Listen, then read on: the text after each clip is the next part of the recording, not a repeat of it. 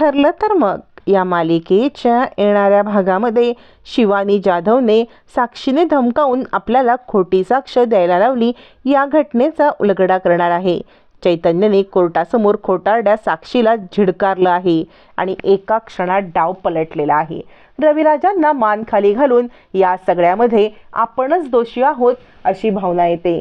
कारण या सगळ्यामध्ये रविराजांनी शिवानीला आणण्यासाठी आणि साक्षीला निर्दोष ठरवण्यासाठी जे काही रचलेलं असतं सगळं तो डाव रविराजांवरतीच उलटतो आणि रविराजांनी आणलेला साक्षीदार कसा खोटा आहे हे अर्जुन आता 2 घटनेतून सिद्ध करतो.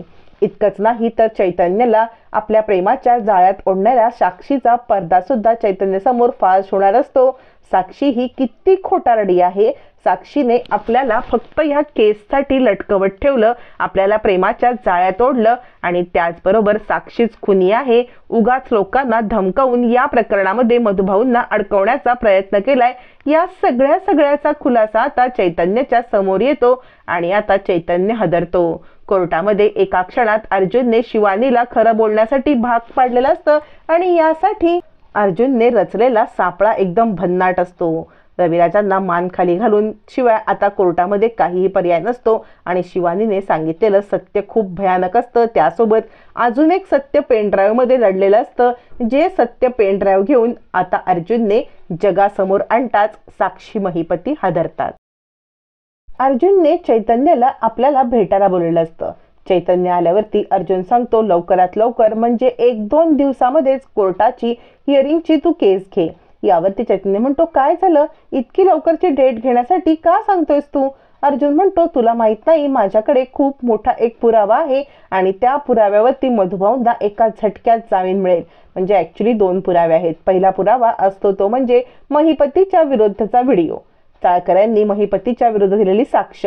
आणि दुसरा पुरावा मात्र आता अर्जुन सांगत नाही. दुसरा पुरावा पेन ड्राईव्ह मध्ये असलेला दुसरा व्हिडिओ असतो, जो व्हिडिओ साक्षीने खोटं बोलल्याची साक्ष देणार असतो. पण का कुणास ठाऊक अर्जुन या व्हिडिओबद्दल चैतन्यला सांगत नाही आणि चैतन्य या व्हिडिओबद्दल काही विचारत सुद्धा नाही. आता मात्र कोर्टाची डेट घेण्यासाठी अर्जुनने सांगितल्यावरती चैतन्य कोर्टाची डेट घेतो आणि आता कोर्टाचं हिअरिंग सुरू होतं. कोर्टाचं हिअरिंग सुरू झाल्याप्रमाणे आता मात्र साक्षीने सांगितल्याप्रमाणे रविराजांनी जेव्हा आता शिवानी जाधव हिची चौकशी केलेली असते तर साक्षीने धमकावल्याप्रमाणे शिवानी जाधव आपलं स्टेटमेंट देते आणि ते स्टेटमेंट रेकॉर्ड केलं जातं. ते रेकॉर्ड केलेलं स्टेटमेंट घेऊन रविराज कोर्टासमोर येतात. कोर्टासमोर आल्यावरती रविराज म्हणतात माझे जे वकील आहेत ना त्या वकिलांनी 1.5 तास साक्षी या हॉटेलमधून गायब होती आणि ती गायब झाल्यावरती ती आता आश्रमातच गेली होती हे सिद्ध करण्यासाठी वेळ मागून घेतला होता.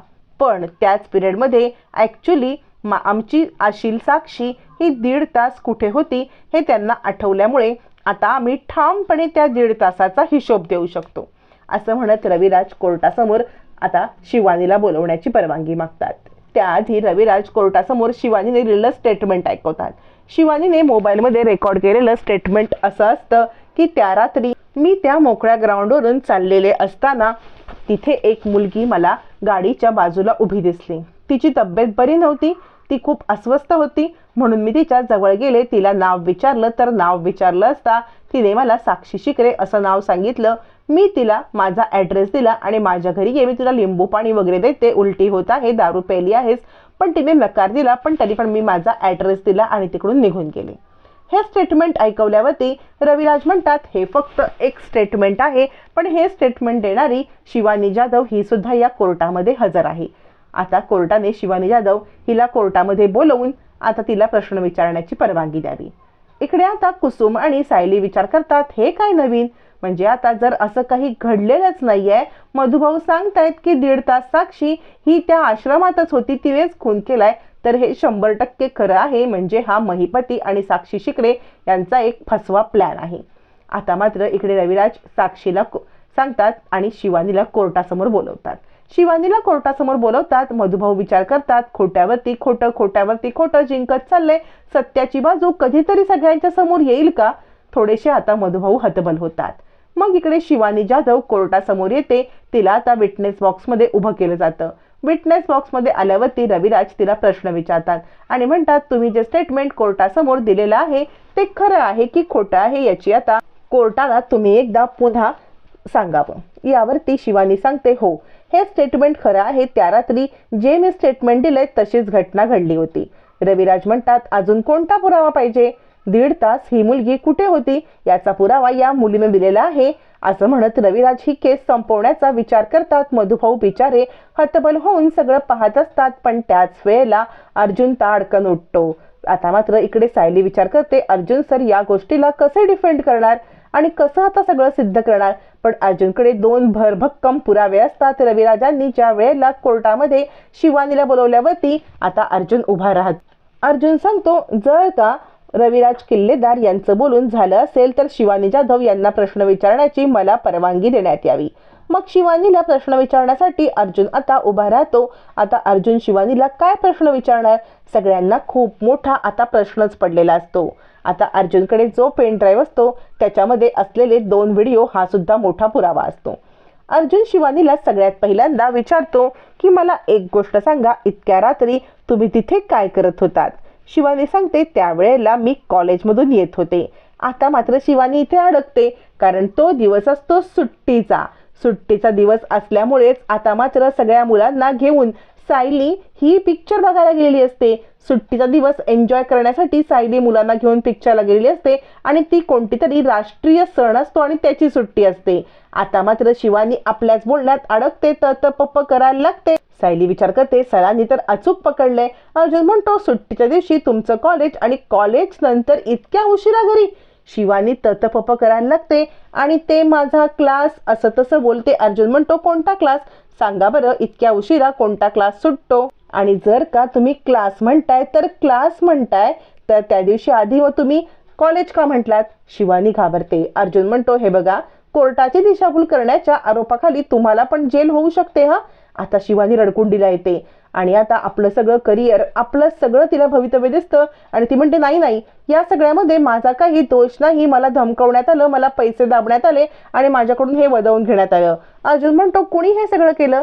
शिवानी सांगते, हे सगळं साक्षी शिकरे यांनी केलं, महिपती शिकरे यांनी केलं. आम्हाला आमच्या घरातून बाहेर काढण्याची धमकी दिली, आईला मारण्याची धमकी दिली आणि मला हे सगळं सांगायला सांगितलं. माझ्याकडून हे सगळं करवून घेतलं. असं म्हणतात कोर्टात एका सेकंदात केस पलटते.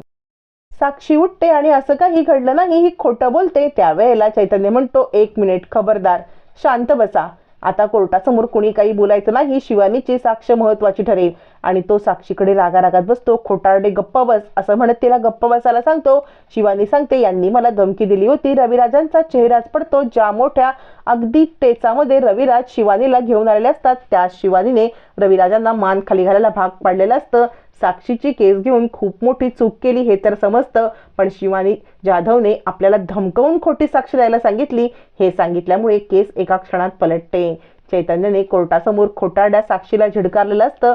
मधुभाऊंच्या केसमध्ये टर्निंग पॉइंट तर हा एक असतो आणि दुसरे 2 व्हिडिओ जे अर्जुनच्या पेन ड्राईव्ह मध्ये असतात. त्यातला एक व्हिडिओ असतो तो म्हणजे चाळकऱ्यांनी महिपतीच्या विरुद्ध दिलेली साक्ष, ती पण कोर्टासमोर येणार असते.